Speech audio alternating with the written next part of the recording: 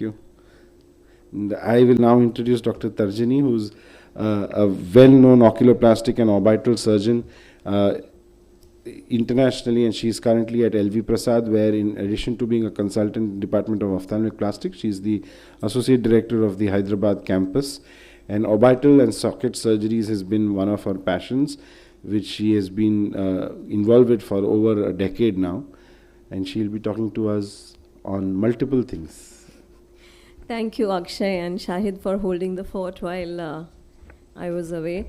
So, good morning, everyone, and again, welcome to our course. So, I'm going to speak to you on customized orbital decompression for thyroid eye disease.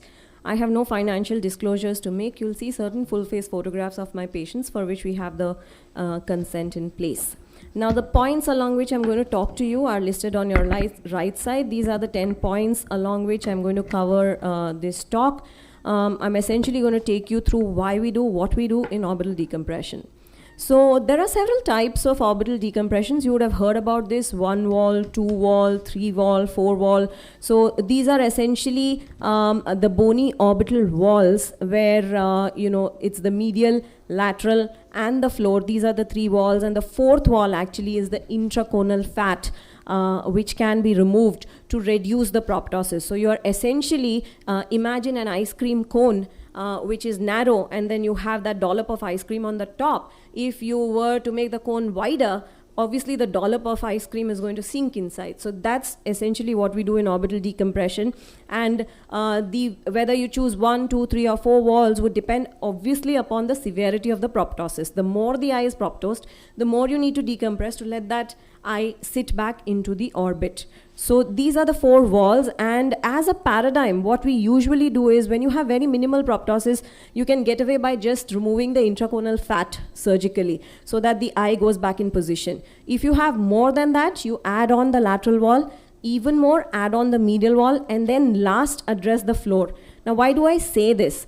So if I have to expand the cone of the orbit, then I am better off doing it in a balanced way. What is balanced? If I remove just the lateral wall, the eyeball will sink laterally. Its center will sort of, move laterally, because now there's more space available laterally. So obviously both eyes will not have binocularity, or they'll not have alignment, and the patient is more likely to develop squint to the tune of almost 30% if your decompression is unbalanced, which means you've removed just the lateral wall.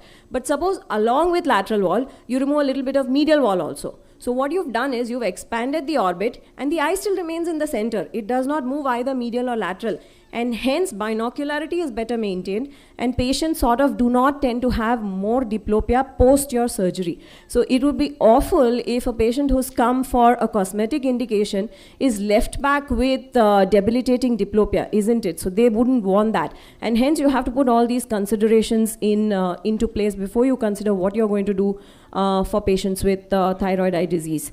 So there are traditionally 4 indications for orbital decompression in thyroid eye disease. One is extreme proptosis, like this, which is cosmetically disfiguring. Second is compression on the optic nerve. So you know that in thyroid, there's swelling of the muscles as well as the fat, and apex of the orbit, where the space is less, where the nerve goes to the brain, the nerve is more likely to get compressed by all these swollen tissues, and that compression obviously leads to reduction in vision, which you don't want. And hence you also use decompression in compressive optic neuropathy. There is a small subset of patients who tend to have this unilateral disease, which is producing an asymmetry. And for such cosmetic concerns also, you can produce, you can go ahead with an orbital decompression. And the last part is what is known as a congestive orbitopathy, which means that at the apex of the orbit, because there's so much congestion due to thyroid, blood is coming in through the arteries, but the blood cannot go out through the veins because the veins are getting collapsed due to the pressure that's built up. So fluid is coming in, fluid is not going out. It's producing a tight compartment syndrome into the orbit, which is known as congestive orbitopathy, which can also be treated with orbital decompression. So I'll just take you through certain cases. This is a 39-year-old gentleman who has proptosis. You can see bilateral, severe. He's in the inactive phase of the thyroid eye disease, which tells you that he's stable now. He's gone through all the fluctuations of thyroid eye disease. Once he reaches stability, you can obviously go ahead and decompress him and give him the cosmetic rehabilitation that he wants. So he has a hurdles of 29-30. Normal hurdles in our subset of patients is around 20-21. So you need to reduce by about almost 10 millimeters, and hence this is a case where you'll have to do all the 4 walls of the patients. So you can see over here, ideal position of the eyeballs should be such that the line which is joining the 2 zygomas should actually be going through the center of the eyeball. But you can see the whole eyeball is outside. So that's the amount of proptosis that he has, which needs to be addressed. And he underwent a 4-wall decompression. So I prefer to do subsequent surgeries. I operated the right eye first and then the left eye. And this is him after all the 4 walls have been addressed without any diplopia, and an excellent cosmetic outcome. There are certain considerations that you need to have when you're performing orbital decompression. Like everybody, doesn't have the same size or length of fingers or toes. Similarly, everybody's orbit is not the same size. So if a patient has a shallow orbit, which you can see over here, obviously you will have to sort of do more surgery to put that eyeball back inside. So these are considerations that you need to have when you're considering orbital decompression for patients with thyroid eye disease. Again, if it's a unilateral disease, it makes things difficult. And if it is the myogenic variant of thyroid eye disease, where the muscles are nice and swollen up and fat, and my slides have gone off. Right. So if the muscle is thickened, then you need to sort of do more amount of decompression to ensure that the eyeball goes back inside, because these are thick muscles. So obviously they're going to need more space inside the orbit. Just leave it as it is. No, just leave it as it is. Can you not do that? Yeah.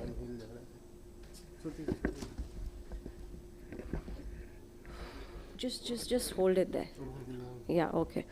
So when you have this kind of unilateral, this is another patient who has unilateral extreme proptosis. You can see that the left eye is nearly out of the eye socket, and he also has sort of muscle thickening. So these are the cases where you would have to ensure that all the walls are addressed. But then remember, it's only one eye which you're treating, the other eye you're not treating. So whenever you're removing these walls in the orbit, you'll need to ensure that the globe is actually going to be in the center. So you might need to do an unbalanced decompression where you're also removing the floor, and hence the eyeball is likely to move in its horizontal and vertical axis, and hence this patient is always more likely to develop diplopia. You need to counsel them about it. Another case where you have unilateral extreme proptosis, and look at the bulk of the muscles.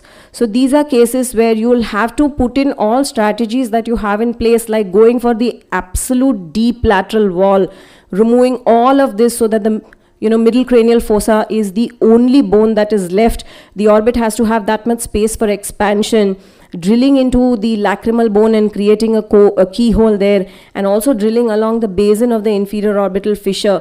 Any space from where you can sort of expand the orbit is what you'd need to perform in such cases.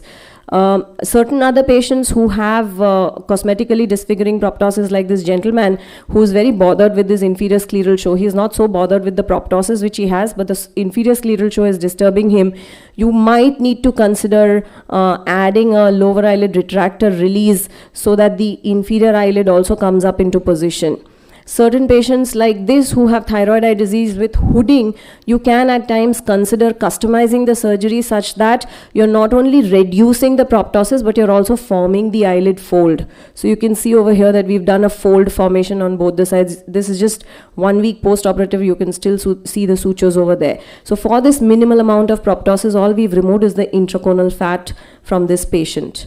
I spoke to you about certain other indications. So this is a dysthyroid optic neuropathy case where even after steroids there was no reduction in the inflammation and the vision continued to be suboptimal. So in such patients, again, you can consider an early orbital decompression to relieve the pressure on the optic nerve and give the patient a fighting chance to have good vision post-operatively. So in dysthyroid optic neuropathy patients, the walls that you typically want to remove are the medial wall and the floor, because these are the muscles which are closest to the optic nerve and can produce compression on the optic nerve. So once you've removed these, the nerve is free of any sort of pressure. I spoke to you briefly about congestive orbitopathy. This is a gentleman with congestive orbitopathy who's undergone an orbital decompression. So to summarize, I've discussed with you what are the walls that are available for decompression, which are the walls that you should target, why you should prefer a balanced over an unbalanced orbital decompression, and the difficulties you'll have when you have a shallow orbit, unilateral disease, and myogenic disease, because all of these sort of give you suboptimal outcomes. We also briefly discussed the role of decompression in dysthyroid optic neuropathy and congestive orbitopathy. With this, I'll go on to the next presentation.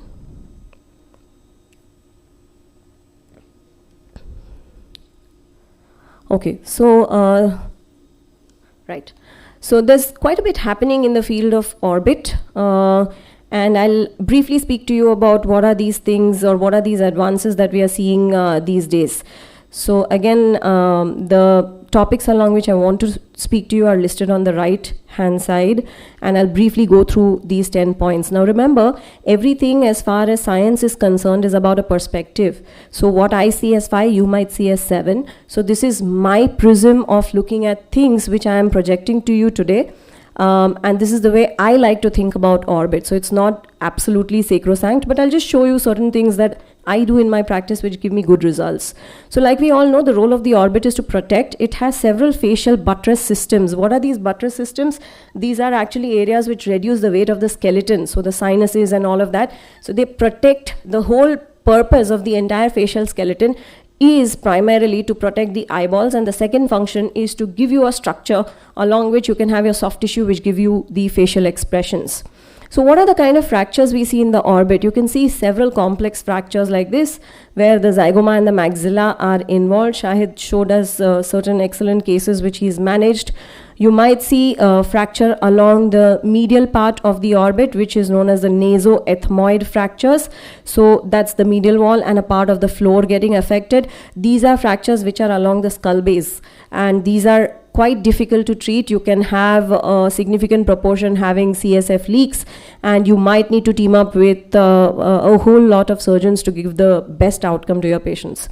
What you commonly see is this, which is known as your orbital floor fracture, which can actually be a blowout fracture where the bone is going out, or a blow-in fracture where the bone is actually going in. And what this fracture does is exactly what you surgically create in decompression is what the fracture does. It expands the volume of the orbit, and hence the eye goes inside, and you tend to have diplopia. You can also have so this is just an example of a blow-in fracture where you can see that the bone has actually gone in, and this patient had proptosis despite having an orbital fracture. So that is also rarely possible. Certain interesting things are the white-eyed blowout fracture. Why are they called white-eyed? There's no sign on clinical examination that there is a fracture, but these are ominous. Look at where the muscle is. The muscle is actually in the sinus. This is the normal muscle. So what has happened is the floor fractured, the muscle went into the sinus. Before the muscle could come back up, the fragment of the bone snapped back into position, and that trapped the inferior rectus into the sinus. Now, why is this ominous? This is ominous because this can produce what is known as oculocardiac reflex. So the parents typically will bring you with complaints that, my child is fainting at times, he's complaining of dizziness, he's having headache, we cannot understand, he had a fall, what is going on? And when you image, you'll actually see that, the inferior rectus is entrapped. If you do an ECG, you'll be able to pick up bradycardia and the effects of oculocardiac reflex in such patients. And these are the only patients where surgery is an emergency. You cannot delay the surgery. So you have to put the patient on pressors, admit, and do the surgery as soon as possible in order to avoid the side effects of oculocardiac reflex.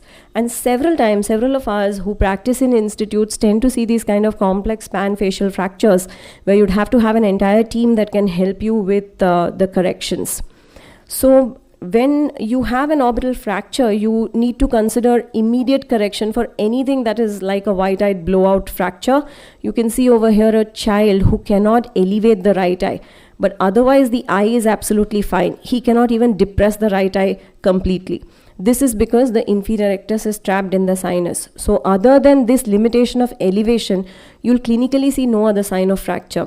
You'll need to image these, and then these are the patients that you consider for immediate surgery. The others can obviously be planned once the edema sort of tends to go down and you have the implants that you want to use readily available with you.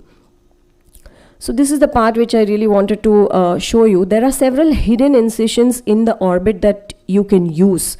So you saw those patients with decompressions, the post-op images did not have any scars. How did we manage that? So we managed that because in the upper eyelid, we use an incision through the eyelid crease. This incision gets hidden in this fold which is there, and hence it will not be visible until and unless the patient closes his eyes, and even that incision over a period of time completely fades out.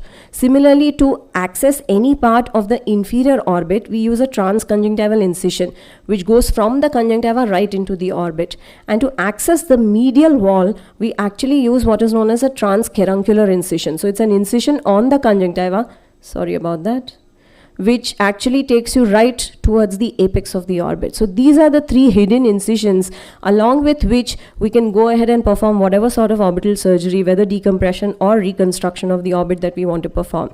Another small thing that's innovative is using image guidance. So what is image guidance? Just like how your phone has a GPS, it tells you where you are.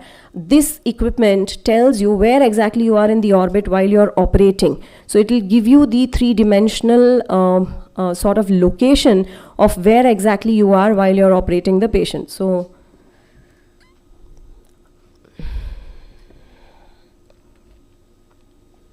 okay, so I'm just going, don't touch it, I've held it. We're short of time. Oh.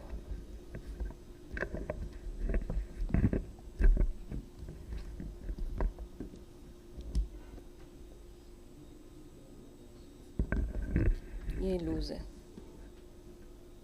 Yeah, okay, just leave it at that. Yeah, so this is a patient for whom she has a left orbital fracture, and you can see the enophthalmos that is present over here, and we've used image guidance for her fracture repair. So that's the floor fracture on the left side, and the machine gives you several options of actually planning the surgery. So we are performing a force duction test here, and you can see restriction of upwards movements, which means the inferior rectus is trapped somewhere. The machine shows you the reverse, so you're seeing the fracture on the right hand side right now, but trust me, it's the left orbital fracture.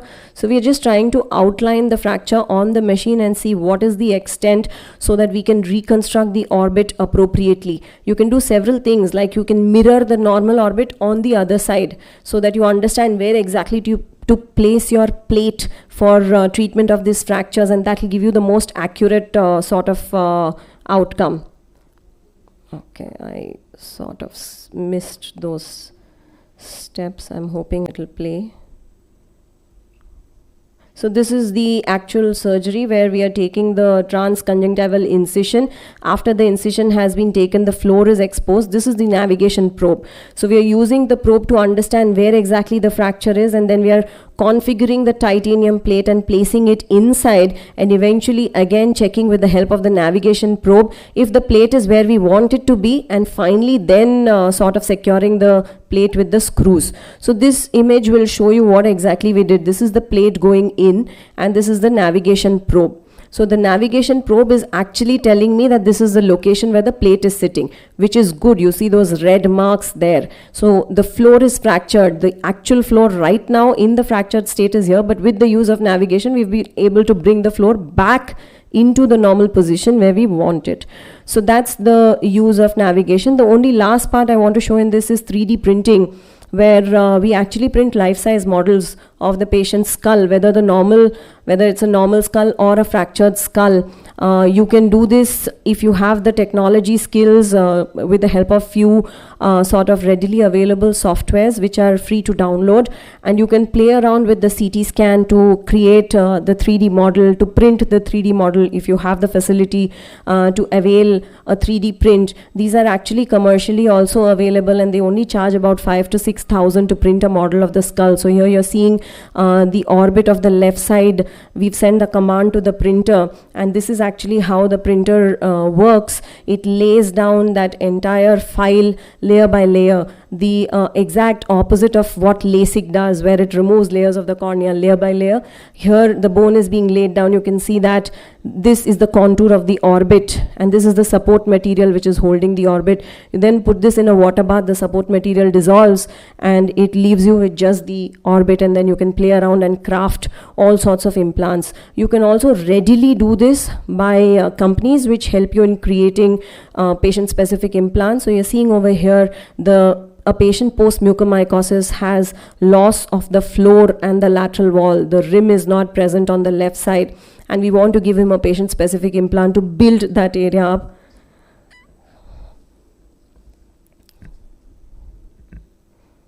So that's the crafting of the implant. So these are companies that make these implants. They print it in titanium, and titanium is very biocompatible, and send you directly the implant which you can use into the patient. Because this is already a specific implant for that patient, you will not need to do any intraoperative maneuvering. You just need to have the knowledge to expose that part of the bone, place this on top, and just screw it in position, making your surgery much, much faster than what you'd otherwise have. One more patient with neurofibromatosis, and in neurofibromatosis you tend to have expansion of the anterior bone but a defect in the posterior lateral wall. So this is a patient where we've crafted double implants, one in the posterior lateral wall because you want to push the brain away from the orbit. Most of these patients, due to this defect, have the brain coming into the orbit, which is actually producing the proptosis. And we've also crafted one more implant to actually symmetrize the orbital aperture. You can see over here that the right orbit, okay, I'm sorry for that, is larger.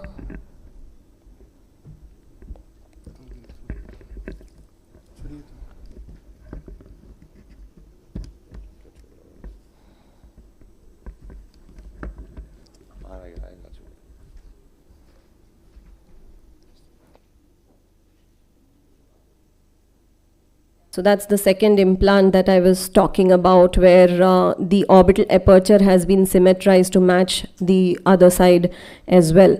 So these are the two implants, and then once you have this, your job as surgeon becomes much easier.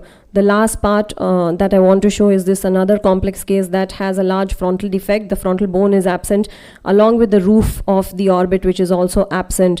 And again, these are excellent cases to opt for what is known as a patient-specific implant, where you can sort of do all your virtual modeling on a computer and have a very specific implant crafted, which will help you cover the defect in the skull as well as in the roof of the orbit. And your job as a surgeon then becomes much easier.